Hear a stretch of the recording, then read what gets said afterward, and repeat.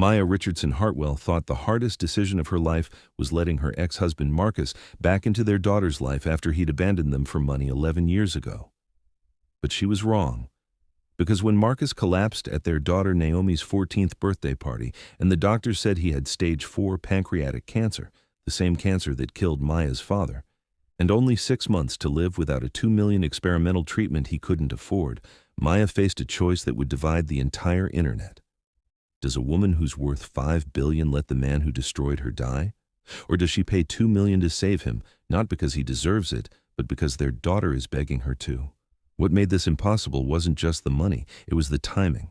Because Maya had finally moved on. She'd finally let someone new into her heart, a good man who'd never betrayed her, who loved her and Naomi, who was everything Marcus wasn't. And he was standing in her kitchen saying, "If you pay for Marcus's treatment, I don't think I can stay, because it means you'll never really be free of him." So Maya had to choose, save the father who'd abandoned her daughter, or protect the future she'd finally built. But here's the part that made this decision impossible, the part that would leave millions of people divided in the comments. Maya's new boyfriend wasn't wrong. Because even after 3 years of Marcus proving he'd changed, even after supervised visits became unsupervised, even after he'd shown up for every birthday and every school play and every moment that mattered, Maya still woke up some mornings with her chest tight, remembering the day he'd signed divorce papers while she was grieving her father. Still heard his voice saying, "You'll never be enough," echoing in the quiet moments. Still carried scars that had healed over but never fully disappeared. And now she had to decide. Was mercy about saving someone who'd destroyed you? Or was it about finally choosing herself, her peace, her future, with a man who'd never made her feel small? Because what nobody tells you about forgiveness is that it doesn't erase the past. It just teaches you to live with it. And Maya was about to find out if she could live with watching Marcus die, or if living with saving him would cost her everything she'd finally found. Listen, if you haven't watched parts 1, 2, and 3 of Maya's story, the links are in the description, and you absolutely need to watch them. Because what's about to happen will only make sense if you understand the 11-year journey that brought us here. But if you're caught up, hit that subscribe button right now and turn on all notifications, because this final part is going to test everything you think you know about mercy, boundaries, and what we owe the people who once broke us. Smash that like button if you've ever had to choose between justice and compassion. And comment below. If you were Maya, what would you do? Let him die or save him? Be honest. Because millions of people are going to have opinions about the choice she makes, and I want to know where you stand before you see what happens. The birthday party had been perfect up until the moment it wasn't. Naomi's 14th birthday, a backyard celebration with 20 of her closest friends, string lights hanging from the trees, a chocolate cake that had taken Maya 3 tries to get right because Naomi had very specific opinions about frosting to cake ratios, and music playing from speakers while teenagers laughed and took selfies, and reminded Maya that her baby was growing up faster than she was ready for. Marcus had arrived right on time, carrying a gift-wrapped box and wearing the nervous smile he always wore at these gatherings, like he still couldn't quite believe he was allowed to be there. 3 years of consistent fatherhood hadn't erased his awareness that he was the guest who'd earned his invitation through years of proving himself rather than the automatic right of biology. Maya watched him from the kitchen window, where she was refilling the lemonade pitcher, and felt that familiar, complicated knot in her chest, gratitude that he'd shown up, relief that Naomi was happy, and underneath it all, a whisper of resentment she'd never quite silenced that said, "He gets to be here now, after missing the first 11 years, after destroying me, after everything." "You okay?" A voice behind her, warm and steady, and she turned to see David Chen, her boyfriend of 8 months, the man who'd walked into her life last year at a foundation fundraiser and somehow made her believe she could trust again. David was everything Marcus wasn't. Patient where Marcus had been impulsive, steady where Marcus had been volatile, present where Marcus had been absent. He worked as a pediatric surgeon, spent his weekends volunteering at free clinics, and treated Naomi with the careful respect of someone who understood he wasn't trying to replace her father, just support her mother. "I'm fine," Maya said, letting him pull her close. "Just thinking." About? About how weird it is that this feels normal now. Marcus being here, us being here together, all of it. David kissed her forehead. "Normal is good. Normal is what you deserve." Out in the yard, Marcus was teaching a group of teenage boys some complicated card trick, his hands moving with practiced ease, and Naomi was watching him with the kind of uncomplicated affection that made Maya's heart ache. Her daughter loved her father, actually loved him, not despite what he'd done, but in a way that existed separate from it, in the present tense where Marcus showed up and tried and loved her back. "Mama," Naomi called through the open window, "come out here. Marcus is about to do the trick Grandpa James taught him." Maya's breath caught. Marcus had never known her father. James had died before they could meet, or rather, James had died during that hospital visit where Marcus had asked about life insurance money. But over the past 3 years, Marcus had asked Maya questions about her father, what he was like, what he valued, what mattered to him. And Maya had answered, slowly, carefully, giving Marcus pieces of the man whose legacy he'd once tried to exploit.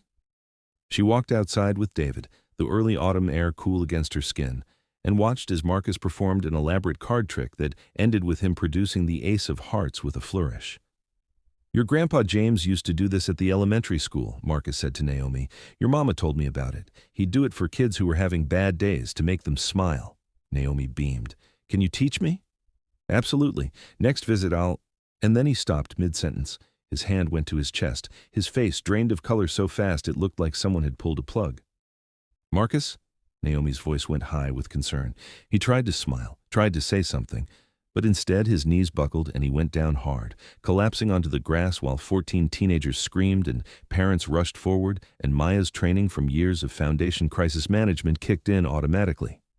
"Call 911!" she shouted, dropping to her knees beside him, checking for a pulse, for breathing, her hands shaking because this was Marcus, this was Naomi's father, this was happening at her daughter's birthday party. David was already on the phone, already giving the address, his doctor voice calm and clinical.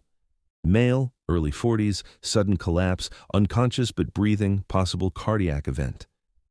Marcus's eyes fluttered open, unfocused, and he looked at Maya with an expression she'd never seen on his face before. Pure, primal fear. "Naomi," he whispered, "don't let her see me like this." But it was too late. Naomi was there, tears streaming down her face, trying to push past the adults to get to her father. "Daddy! Daddy, wake up!" The word hit Maya like a freight train. Daddy, not Marcus. Daddy? When had that changed? The ambulance arrived in 7 minutes that felt like 7 hours.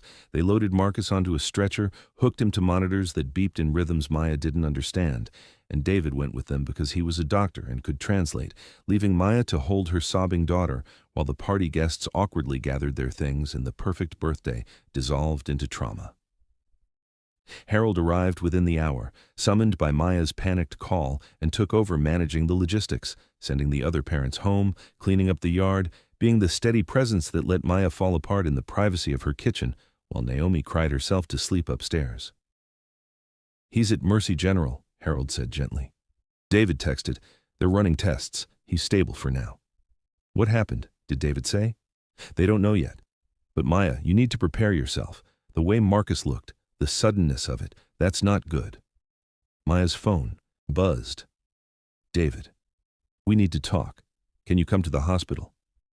She looked at Harold, at the disaster of what should have been a celebration, at her hands still shaking from performing CPR on the man she'd once loved and then hated, and now something more complicated than either. "Stay with Naomi," she said. "I'm going." The hospital smelled like disinfectant and fear, and Maya had spent enough time in hospitals, watching her father die, giving birth to Naomi alone, supporting women through the Foundation's healthcare programs, to hate every sterile inch of them. David met her in the hallway outside the ICU, still in his dress shirt from the party, but with a doctor's badge clipped to his collar now, existing in both worlds. "How bad?" Maya asked. "Bad." David's face was grave. "Maya, they found a mass, pancreatic cancer, advanced. The collapse was likely related to complications from tumor pressure on surrounding organs." The world tilted. Pancreatic cancer. The same thing that had killed her father. "How advanced?" "Stage 4. It's spread to his liver. Without treatment, they're giving him 4 to 6 months. With standard treatment, maybe 8 to 12. But there's an experimental trial at Johns Hopkins. Immunotherapy combined with targeted radiation. Early results are promising. Could potentially extend his life significantly, maybe even remission if he responds well." "What's the catch?" David's expression told her everything before he said the words. "It's not covered by insurance. It's experimental. The cost is around $2 million for the full course of treatment. Maya's laugh was bitter.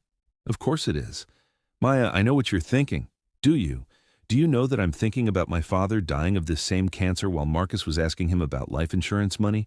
Do you know that I'm thinking about how Marcus walked away from Naomi when she was born, and now my daughter is upstairs sobbing because her daddy might die? Do you know what I'm thinking, David? He pulled her into a quiet consultation room, away from nurses and patients and the performance of composure. I know you're angry. I know this is impossibly unfair, and I know that $2 million is nothing to you financially, but everything to you emotionally. He doesn't have the money. No, his insurance will cover palliative care, hospice when the time comes, but not the experimental treatment he'd need to pay out of pocket. Maya sat down heavily in one of the plastic chairs. Can I see him? He's asked not to see you, not yet. He says he needs time to process, to figure out what he wants to say. He collapsed at my daughter's birthday party and he doesn't want to see me. He's ashamed, Maya. He knows what this means. He knows what he's going to have to ask, and he's trying to figure out if he can bring himself to do it. They sat in silence for a moment, the weight of the unspoken settling between them. Finally, David said, If he asks you to pay for the treatment, what will you say? I don't know. Maya, I need to tell you something, and I need you to really hear me. David took her hands, his surgeon's hands that saved children's lives, and his voice was gentle but firm. If you pay for Marcus's treatment, I don't think I can stay with you. Maya's head snapped up. What? I love you. I love Naomi. I want to build a future with you, but Maya, you're worth $5 billion and you still have nightmares about what Marcus did to you. You still flinch sometimes when I reach for you. You still carry scars from a man who abandoned you at your lowest moment. And if you pay $2 million to save him, it tells me you'll never really be free, that he'll always have power over you. This isn't about him having power. It's about my daughter not watching her father die. Is it? Or is it about you trying to prove you're the bigger person, that you're more merciful than he was?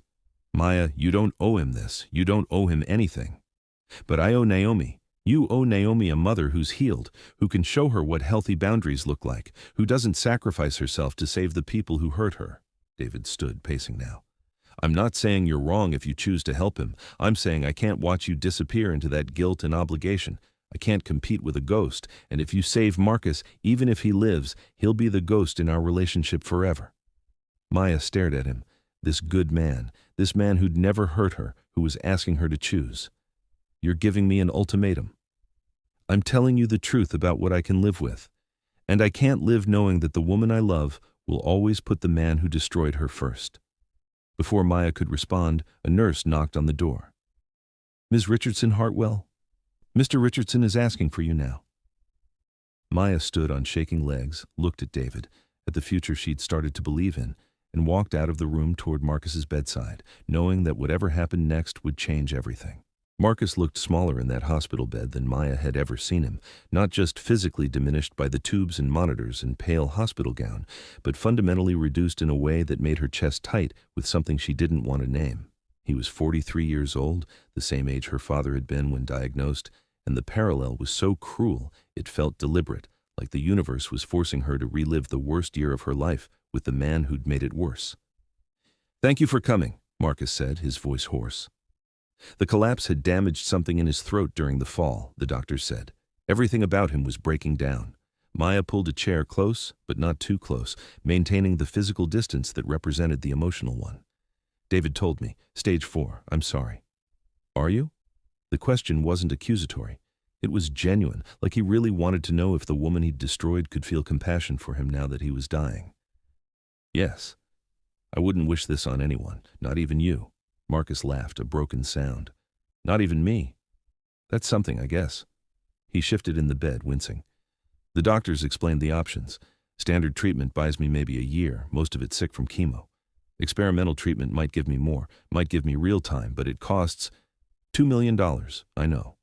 Of course you know. David told you. Marcus looked at her with those eyes that Naomi had inherited, and Maya saw the question forming before he asked it. Maya, I don't have the right to ask you for anything. I know that. But I'm going to ask anyway, because I'm desperate and scared, and I don't want to die without knowing my daughter, really knowing her. These past 3 years have been the best of my life, watching her grow up, being her dad. And I need more time. Please. You're asking me to pay for your treatment. I'm asking you to give me a chance to live long enough to be the father I should have been from the beginning. I'm asking for time to make amends, to show Naomi what a real father looks like, to what, Marcus? To ease your guilt? To die with a clear conscience? Maya's voice was sharp now, all the rage she'd buried for 3 years bubbling up. You had 11 years to be her father, and you chose not to. You chose to abandon us. You chose to marry your mistress at my father's funeral. You chose to try to take Naomi for money. You made choices, and now you want me to save you from the consequences? Yes. His honesty was devastating. Yes, I want you to save me from consequences I deserve. Because Naomi doesn't deserve to watch her father die. She's 14. She finally has a dad who shows up, and if I die now, she'll spend the rest of her life wondering if she could have saved me. If you could have saved me. Maya, this isn't about me. It's about protecting our daughter from trauma. Don't you dare weaponize our daughter against me. Don't you dare make this about protecting her when you're the one who's dying. But I am dying, and I'm terrified, and I hate that I have to beg you, that I have to ask the woman I destroyed for mercy, but I don't have any pride left. I just have 6 months and a daughter who loves me and a desperate need for more time. Tears were streaming down his face now, ugly crying, the kind that strips away all pretense. I know what I did to you. I know I don't deserve this, but Naomi deserves a father. Please, please don't let me die when you could save me. Maya stood abruptly, the chair scraping against the linoleum. I need air. She made it to the hallway before the tears came, pressing her back against the wall, sliding down until she was sitting on the cold hospital floor, trying to breathe through the impossible weight of this choice. Save the man who destroyed her or let him die and live with that decision forever. Teach Naomi that mercy means sacrificing yourself, or teach her that boundaries matter even when they hurt. Her phone rang. Harold. Maya? Naomi woke up. She's asking about Marcus. What do I tell her? The truth. He's sick. Very sick. How sick? Cancer. 6 months without treatment. Harold's sharp intake of breath told her he understood the cruel irony. Like your father. Exactly like my father. Harold, what do I do? What do you want to do? I want to go back in time and never let him into our lives. I want Naomi to never have known him so she wouldn't hurt like this. Her voice broke. I want someone to tell me what the right answer is. Maya, listen to me. There is no right answer. There's only the answer you can live with. Can you live with letting him die? I don't know. Can you live with saving him? I don't know that either. Harold was quiet for a moment. Your father left you a letter for every occasion. Did you know that? Before he died, he wrote dozens of letters for different moments in your life. Your wedding, Naomi's graduation, moments he knew he'd miss. I have them in a secure vault. He made me promise to give them to you at the right times. Maya's breath caught. Why are you telling me this now? Because he left one for this exact scenario. He called it, When Mercy Costs Everything. He must have known, must have predicted that someday you'd face a choice like this. Do you want me to bring it to you? Yes. No. I don't know. Maya pressed her hand to her chest, feeling her heartbeat against her palm. What would he tell me to do? I don't know. But I know he'd trust you to make the right choice for you. Not for Marcus, not even for Naomi. For you. After Maya hung up, she sat in that hallway for 20 minutes, watching nurses move past, listening to the sounds of the hospital, beeping monitors, hushed conversations, someone crying in a room down the hall. All this suffering, all these people fighting for more time. And Marcus was just one of them. Not special because he'd betrayed her. Not unworthy of life because he'd been cruel. Just another human being desperate not to die. Her phone buzzed. A text from Naomi. Mama, Uncle Harry told me about Daddy. I need to talk to you. Please come home. Maya drove home in a daze, the city lights blurring through her tears, David's words echoing. If you save Marcus, you'll never be free of him. Harold's words. What can you live with? Marcus's words. Please don't let me die. Naomi was waiting in the living room, curled up on the couch in her pajamas, her eyes red and swollen from crying. She looked so young, so vulnerable, and Maya remembered with painful clarity what it felt like to be 14 and watch a parent slip away. Mama, is Daddy going to die? Maya sat beside her, pulling Naomi close. The doctors say he's very sick, baby. He has cancer, the same kind Grandpa James had. Can they fix it? There's a treatment that might help, but it's expensive, and his insurance won't cover it. Naomi pulled back, looking at her mother with those intelligent eyes that saw too much. How expensive? Very. But you could afford it. It wasn't a question. Naomi was 14, not stupid.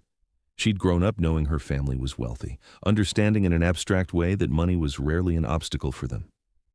Yes, I could afford it. Then why are you talking like you might not pay for it? Naomi's voice rose, panic creeping in. Mama, you have to save him. Naomi, it's more complicated than… It's not complicated. My daddy is dying and you can save him and you're thinking about not doing it? Naomi stood, her whole body shaking with fury and fear. I know what he did to you. I know he left us. I know he was terrible. But Mama, he's my dad. He's been showing up for 3 years. He loves me, and you're just going to let him die because of something that happened when I was a baby? Naomi, that's not fair. Nothing is fair. Nothing. Grandpa James died and I never got to meet him, and now Daddy is going to die and I'm going to lose him too. And you could stop it. You could fix this, but you won't because you can't forgive him. Naomi was crying now, tears streaming down her face, and every word was a knife in Maya's chest. I thought you were the kindest person in the world. I thought you helped people, but you're going to let my daddy die. Naomi, please listen. But Naomi ran upstairs, her door slamming so hard the whole house shook. Maya sat there in the silence, her daughter's words echoing like an indictment. You're going to let my daddy die. Harold appeared in the doorway, having heard everything. She's young. She's scared. She doesn't understand. She understands perfectly. Her father is dying and her mother has the power to save him and is choosing not to. That's what she understands. Maya stood, her whole body feeling like it might shatter. Harold, what did my father say in that letter? Are you sure you want to read it now? I'm not sure about anything, but I need to hear his voice. Harold pulled an envelope from his jacket. He'd brought it, knowing she'd ask. The envelope was yellowed at the edges, sealed with wax, her father's handwriting on the front. For Maya, when mercy costs everything. Her hands shook as she opened it. My darling Maya, if you're reading this, you're facing an impossible choice. Someone who hurt you needs help that only you can provide, and you're trying to figure out if mercy means saving them or protecting yourself. I can't tell you what to do, but I can tell you what I learned in my years on this earth. Mercy isn't about whether someone deserves it. That's justice. Mercy is about who you want to be when someone doesn't deserve it. I chose mercy when I forgave the family that disowned me. I chose mercy when I walked away from billions to love your mother. I chose mercy every time I mopped those floors and remembered I could have been a CEO. And mercy made me free. Not because the people I forgave deserved it, but because I deserved to not carry that weight anymore. But here's what I also learned. Mercy has to have boundaries. Mercy doesn't mean letting people destroy you repeatedly. Mercy doesn't mean sacrificing yourself on the altar of someone else's redemption. So ask yourself this. If you help this person, are you doing it because mercy is who you are? Or are you doing it because you're afraid of being called cruel? If it's the first, then help them and don't look back. If it's the second, then protecting yourself is the merciful thing, merciful to you. You deserve mercy too, baby girl. Never forget that. Whatever you choose it because it's true to who you are, not who you think you should be, not who others expect you to be, but who you actually are in your bones. I love you, I trust you, and I'll be proud of you no matter what you decide. Your daddy. Maya read the letter 3 times, her father's voice so clear in her mind she could almost hear him speaking. And then she made her decision. She called David first. I'm going to pay for Marcus's treatment. Silence on the other end. Then, okay? That's it? Just okay? What do you want me to say, Maya? I told you where I stand. You've made your choice. David, this isn't about choosing Marcus over you, isn't it?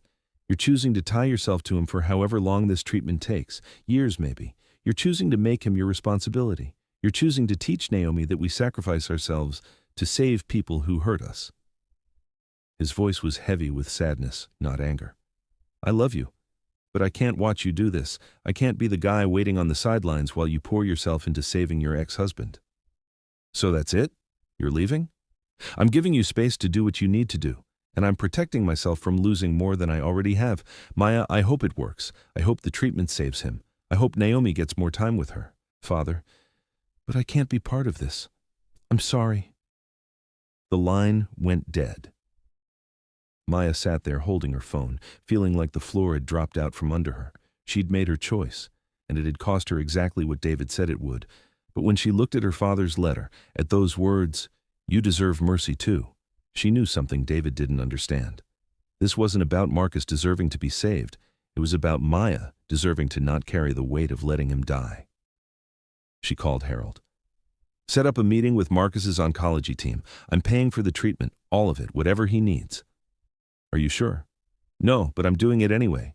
She went upstairs and knocked on Naomi's door. Baby, can I come in? Naomi opened the door, her face blotchy from crying. Are you going to save him? Yes. Naomi threw her arms around Maya's waist, sobbing into her mother's chest.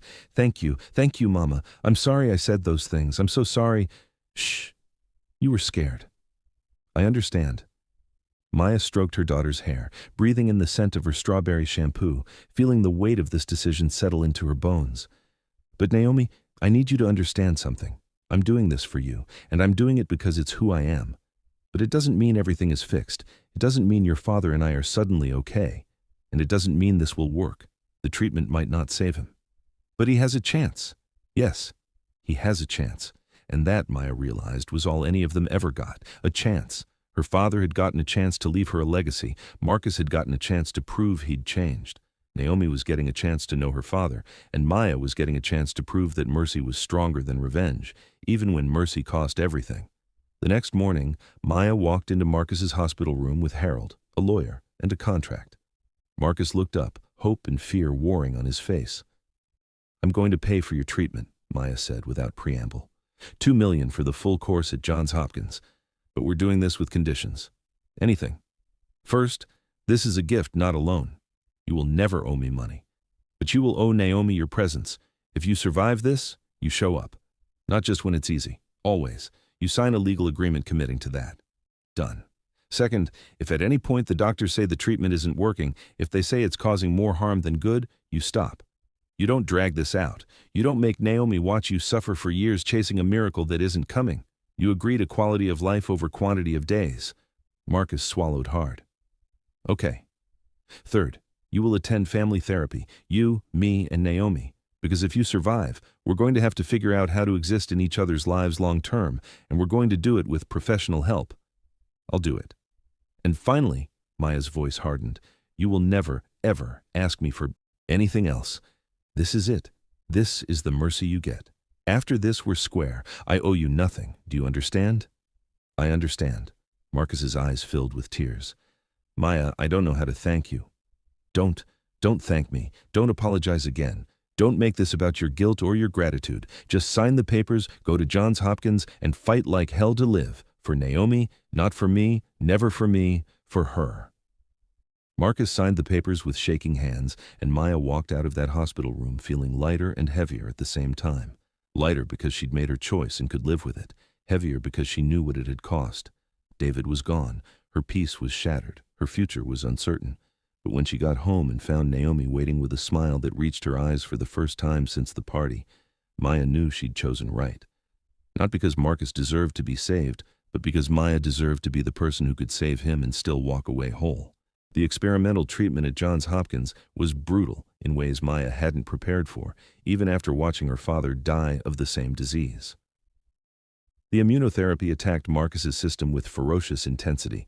Fever spikes that left him delirious, nausea so severe he couldn't keep down water, exhaustion that made standing feel like climbing a mountain. The targeted radiation burned his skin, left him hollow-eyed and skeletal, transformed him from the man who'd collapsed at the birthday party into something that barely resembled him. And Naomi wanted to see all of it. Mama, I need to visit him, she'd say every weekend, her voice carrying that teenage determination that Maya recognized from her own younger self. He needs to know I'm here. So they went. Every Saturday for 6 months, Maya drove Naomi the 4 hours to Baltimore, sat in sterile hospital rooms that smelled like antiseptic and desperation, and watched her daughter hold her father's hand while he vomited into a basin or slept through the pain or tried to smile through the devastation the treatment was wreaking on his body. The doctors said the treatment was working. The tumors were shrinking. Slowly, impossibly, Marcus was responding better than 90% of patients in the trial. But working didn't mean easy. Working meant Marcus was still alive to suffer through every agonizing day of being poisoned in the hope of being cured. Maya had expected to feel resentment, had expected to regret her choice, to look at Marcus suffering and think, I'm paying $2 million for this.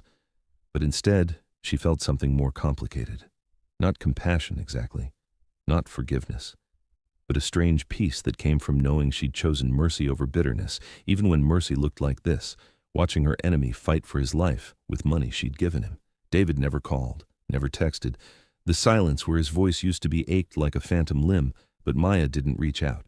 He'd made his choice, just like she'd made hers. They were both protecting themselves in different ways.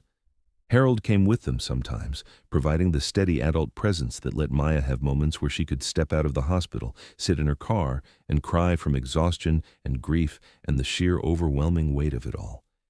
He never asked if she regretted her choice. He just sat with her, handed her tissues, and reminded her that strength didn't mean never breaking. It meant breaking and choosing to keep going anyway. The family therapy sessions were harder than the hospital visits. Dr. Patricia Morrison, a specialist in blended families and trauma, didn't let any of them hide behind platitudes or performance. She made Marcus confront what his abandonment had cost Naomi, made Naomi articulate her anger alongside her love, made Maya admit that saving Marcus's life didn't erase what he'd done, and that she was allowed to still carry that hurt even while showing him mercy. "You're angry at him for dying," Dr. Morrison said to Maya during one session, her voice gentle but unflinching. "Not for leaving 11 years ago, for getting sick now, right when Naomi finally had a father, for making you responsible for him again." Maya wanted to deny it, but the truth lodged in her throat like a stone. "Yes, I'm furious at him for this, for putting me in this position, for making me choose between being cruel or being broke, not financially, but emotionally, for taking David away from me, for making Naomi watch this, for all of it." Marcus, thin and pale in the chair across from her, nodded slowly. "You have every right to be angry. I'm angry at me, too. Being angry at yourself doesn't fix anything.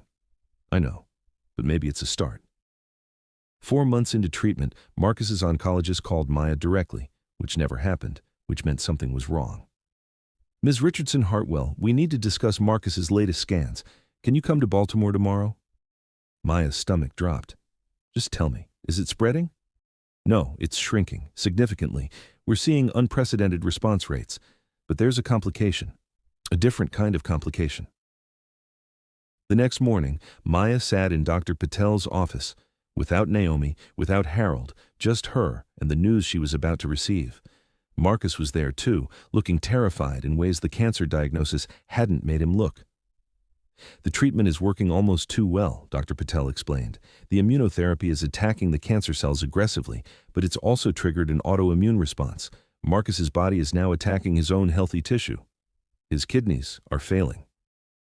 Maya's medical knowledge from years of foundation health programs kicked in. "How bad?" "He needs a kidney transplant. Soon. He's been placed on the donor list, but given his medical history and the ongoing cancer treatment, he's not high priority. Wait time could be 2 to 3 years. He has maybe 6 months before dialysis becomes necessary, and long-term dialysis during cancer treatment significantly reduces his survival odds." The irony was so cruel Maya almost laughed. She'd paid $2 million to save Marcus from cancer, and now his own immune system was killing him anyway. "What about living donation?" Marcus asked quietly. "That would be ideal. If you have a compatible relative or friend willing to donate, we could fast-track the surgery. But the donor would need to be a close match, blood type, tissue type, several other factors, and they'd need to be in excellent health." After the appointment, Maya and Marcus sat in his hospital room in heavy silence. "I don't have anyone," Marcus finally said. "No siblings. My parents are dead. My extended family wrote me off years ago when I divorced you, and the scandal hit the press. I burned every bridge I ever had." "What about Naomi?" "She's 14, too young to donate. And even if she were older, I'd never ask her to give me part of her body. After everything I've put her through." Maya pulled out her phone, texting Harold. "Need you to run a medical compatibility check. Marcus needs a kidney. Check his file against Foundation Donor Database." Marcus watched her, understanding dawning. "Maya, no. You've done enough. You've given me so much already. I'm not offering to donate. I'm checking if any of our Foundation clients or staff might be matches. We have a database of people who volunteered for medical trials and donation registries. It's a long shot, but you're trying anyway, even though you could just let me die. Even though I could let you die," Maya agreed, because I made a choice 6 months ago and I'm seeing it through. Harold's response came 3 hours later. No matches in database, but Maya, you might want to sit down for this. I ran your blood work from your last physical against Marcus's tissue typing. You're a potential match, 6 out of 6 markers. I've never seen compatibility this close outside of siblings. Maya stared at the text until the words blurred. Of course. Of course the universe would do this, would save Marcus from cancer only to require Maya to literally give him part of herself to keep him alive. She called Harold. Don't tell anyone, not Naomi, not Marcus, nobody. What are you going to do? I don't know yet. But she did know. She'd known the moment she read that text. She just didn't want to admit it. That night, Maya sat in her study staring at her father's portrait, the one where he wore his janitor uniform with such dignity it made her chest ache. Daddy, you said mercy was about who I want to be. But what if being merciful means destroying myself? What if it means giving away pieces of my actual body to someone who threw me away? The portrait didn't answer, but on her desk, she noticed an envelope she'd never seen before. Harold must have left it when she wasn't looking. Another letter from her father. This one simply said, "When mercy asks for everything." Her hands shook as she opened it. My darling Maya, if you're reading this, mercy has asked you to sacrifice something that feels like too much. Your safety, your peace, your body, your future. Something that makes you question if mercy has any limits at all. And you're trying to figure out if saying no makes you cruel or if saying yes makes you a fool. Let me tell you about the day you were born. Your mother had complications. The doctors said they could save her or save you, but probably not both. And your mother, my beautiful, brave wife, looked at me and said, "Save the baby. Please, save our baby." I had to choose between the love of my life and the daughter I hadn't even met yet. And your mother made that choice for me by choosing you.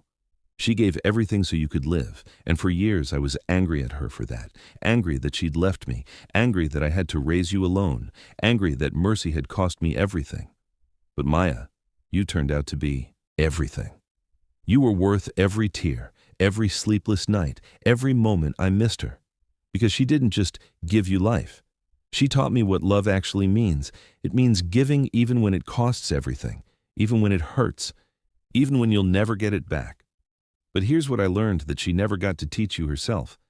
Giving everything doesn't mean giving until you're destroyed. Your mother didn't die to make me suffer. She died so you could live fully, and so I could learn to love without limits. If mercy is asking you for something that will harm you, break you, leave you unable to be the person you're meant to be, then mercy isn't asking. Cruelty is. Real mercy has boundaries. Real love protects both the giver and the receiver. So ask yourself, will this gift make you more whole or less? Will it free you or enslave you? And if the answer is less and enslave, then saying no isn't cruelty. It's self-preservation. And self-preservation is holy too. You don't owe anyone your destruction, not even in the name of mercy. I love you. Choose yourself when you need to. I'll be proud either way. Your daddy. Maya read the letter until she'd memorized every word, and then she made a decision that surprised even herself. She called Dr. Patel. I'm a match, 6 out of 6. I want to move forward with donation evaluation. Ms. Richardson Hartwell, this is extraordinary, but I need to make sure you understand what you're committing to. Living kidney donation is major surgery. Recovery is 6 to 8 weeks. There are risks, infection, bleeding, complications. And while most donors live perfectly normal lives with one kidney, there's always a small risk of kidney disease later in life. I understand. And I need to ask, are you being coerced in any way? Given your history with Mr. Richardson? No, this is my choice. My daughter deserves a father, and I can give her that, so I will. She told Naomi that night, expecting gratitude, maybe tears of relief. Instead, Naomi looked horrified. Mama, no, you can't. You already paid for his treatment. You already gave him so much. You can't give him part of your body. Baby, it's the only way. Then let him die.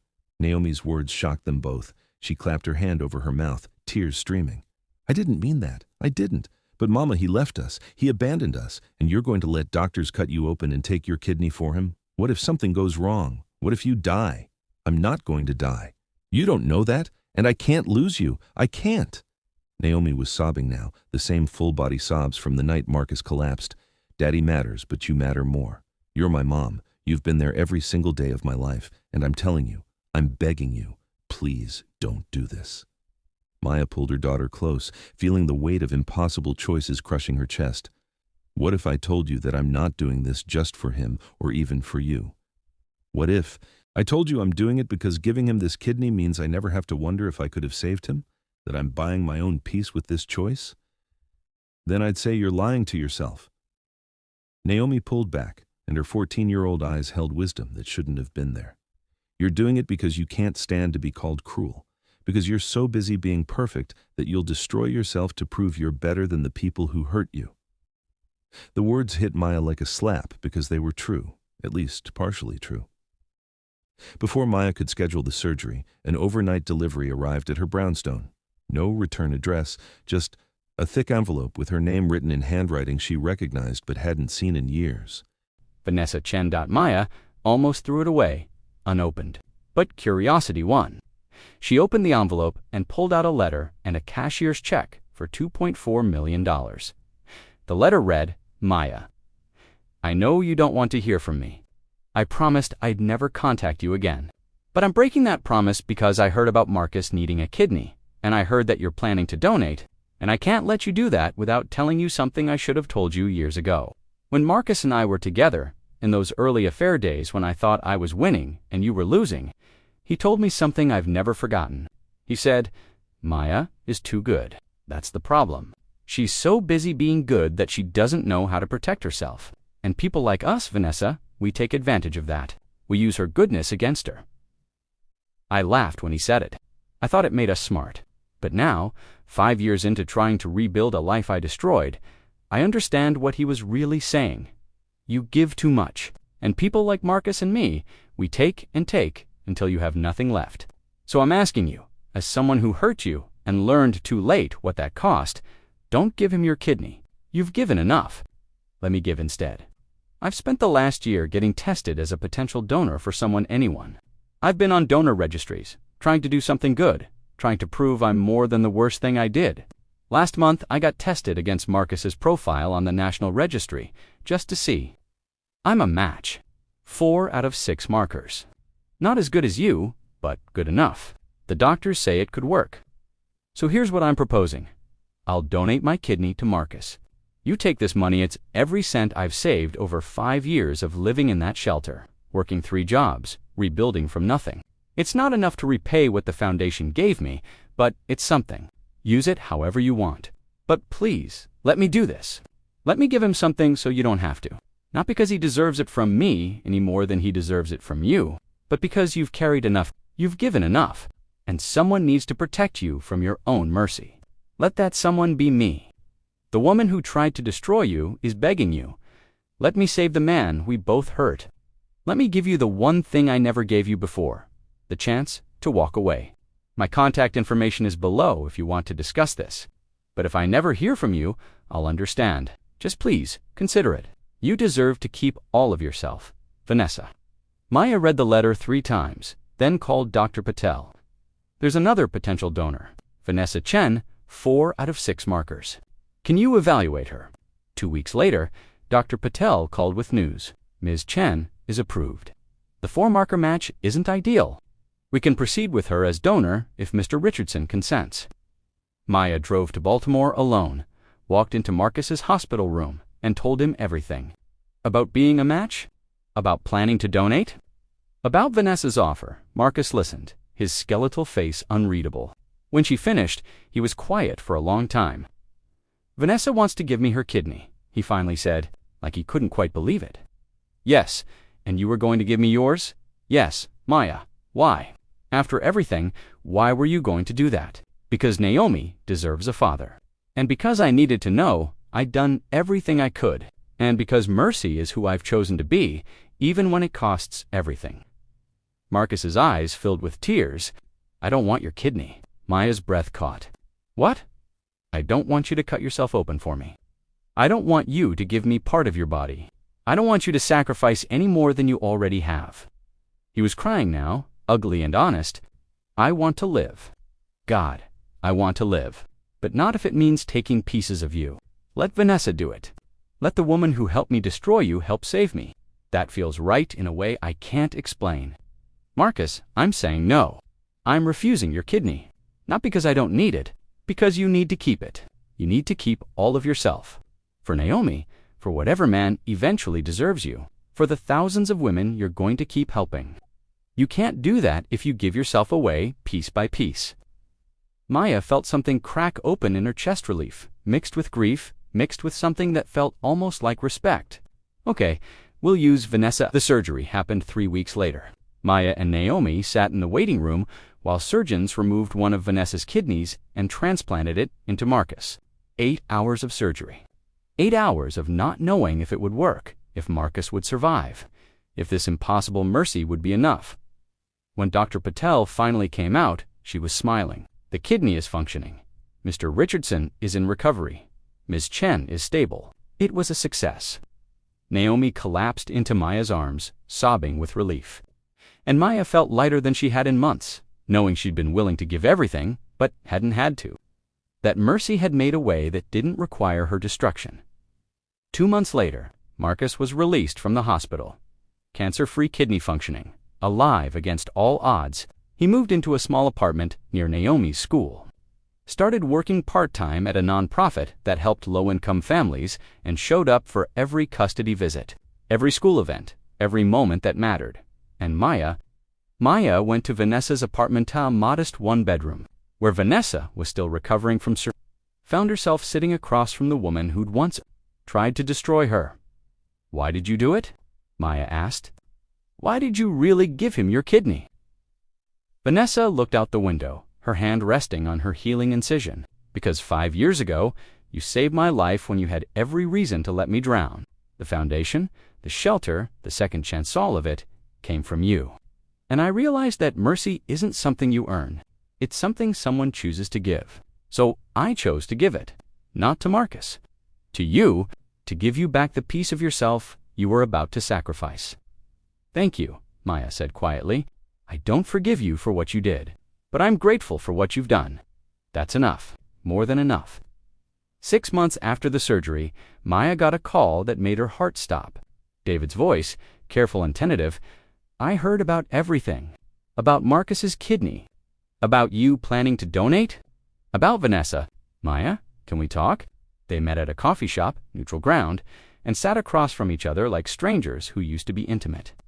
"I was wrong," David said without preamble. "When I left, I thought you saving Marcus meant you'd never be free of him. But I was scared. Scared that I'd always be competing with your past, that I'd never be enough, and I made you choose between mercy and me. That wasn't fair. No, it wasn't. But you made the right choice. Not choosing Marcus, choosing to be who you are, even when it cost you." He reached across the table, not quite touching her hand. "I don't know if there's still a chance for us. I don't know if you can forgive me for leaving when you needed support instead of ultimatums. But I wanted you to know. I see you now. I see what you did. And it's the most extraordinary thing I've ever witnessed." Maya looked at this good man who'd run when things got hard, who'd come back when it was safe, and felt something settle in her chest. Not quite forgiveness. Not quite trust. But possibility. "I don't know if there's a chance for us either," she said honestly. "But I'm willing to find out, slowly. With no ultimatums. With honesty about what we can handle. I can do slow, then let's start there." On what would have been her father's 74th birthday, Maya took Naomi to the cemetery. Her daughter was 15 now, navigating high school. Splitting time between two parents who'd finally figured out how to coexist peacefully. Growing into a young woman who understood that mercy and boundaries could coexist. "Mama, do you think Grandpa James would be proud of what you did? Saving Daddy, even though it cost you David the first time?" Maya thought about it carefully. "I think he'd be proud that I was willing to give everything. And equally proud that I was wise enough to let someone else give instead. That's what mercy with boundaries looks like. Being willing, but not self-destructive." "Do you think Daddy will stay healthy?" "I hope so. But even if he doesn't, we gave him time. Years, maybe. And that time let you know your father. That's worth something." Naomi nodded, placing yellow roses on her grandfather's grave. "I'm glad you didn't die saving him. I'm glad Vanessa did it instead. Is that selfish? No, baby. It's self-preservation. And that's holy too." They walked back to the car, and Maya felt her phone buzz. A text from the Foundation just helped our 150,000th woman and child. Your father's legacy continues to change the world. Maya looked at her daughter, at the city skyline in the distance, at the life she'd built from ashes and betrayal and impossible choices, and she understood finally what her father had been trying to teach her all along. Mercy wasn't about saving everyone. It was about being willing to give without destroying yourself in the process. About knowing when to open your hands and when to close them. About understanding that you could be both kind and boundaried, both generous and self-protective. Marcus had gotten his life back. Vanessa had gotten redemption. Naomi had gotten her father. David had gotten a second chance. And Maya? Maya had gotten to keep herself whole while still being the person her father raised her to be. That was the real victory. Not that she'd saved Marcus, but that she'd saved herself while being willing to save him. And that was worth more than all. The billions in the world. So let me ask you the hardest question yet. If you were Maya, and you were a perfect kidney match for someone who'd destroyed you, someone who'd abandoned you at your lowest point, someone your daughter loved, would you donate? Would you literally give part of your body to save them? Or would you let someone else step in? Be brutally honest. Drop your answer in the comments right now, because I guarantee you, the comments are going to be split on this one. And here's the deeper question. Have you ever been in a situation where mercy asked for more than you thought you could give? Where doing the right thing meant sacrificing something so big you weren't sure you'd survive it? Tell me your story, because Maya's story shows us that mercy has to have limits. That giving doesn't mean giving until you're destroyed, and that sometimes the most powerful thing you can do is let someone else carry the weight you've been carrying alone. Now, Dash, where are you watching this from? And which of the 4 parts hit you the hardest? Drop your location and tell me. Was it part 1, where she inherited the billions? Part 2, where she destroyed Marcus in court? Part 3, where she let him back into Naomi's life? Or Part 4, where she almost gave him her kidney? Comment below. Let's see which moment broke you the most. If you've watched all 4 parts of this series, if you've spent the last 2 hours crying and cheering and questioning everything you thought, you knew about forgiveness and boundaries and what we owe the people who hurt us then, you need to do 4 things right now. First, hit that subscribe button and turn on all notifications, because I post stories like this that will wreck you in the best way. Stories about real people facing impossible choices and finding strength they didn't know they had. Second, smash that like button if you believe mercy should have boundaries. If you believe giving doesn't mean self-destruction. If you believe you can be both kind and protected at the same time. Third, share this entire series with someone who needs to hear it. Someone in a complicated co-parenting situation. Someone who's been too merciful and paid the price. Someone who's struggling with whether to help someone who hurt them. Share it. Let them know they're not alone in these impossible choices. And fourth, this is important. Go back and watch all 4 parts again, because I promise you, there are details you missed. Moments that will hit differently now that you know how it ends. Lessons that will land deeper on the second viewing. Thank you for going on this entire journey with Maya. From her lowest moment, when Marcus left her pregnant and grieving, to her highest moment, when she inherited billions, to her most powerful moment, when she realized mercy doesn't mean martyrdom. This has been the complete story of a woman who learned that real wealth isn't money eats, knowing who you are and refusing to compromise that, even in the name of doing good. Now, go live your life with boundaries and mercy, with kindness and self-protection, with open hands and a guarded heart when you need it. Just like Maya, just like her father taught her, just like you can too. You are never alone. You are never powerless. You deserve mercy too.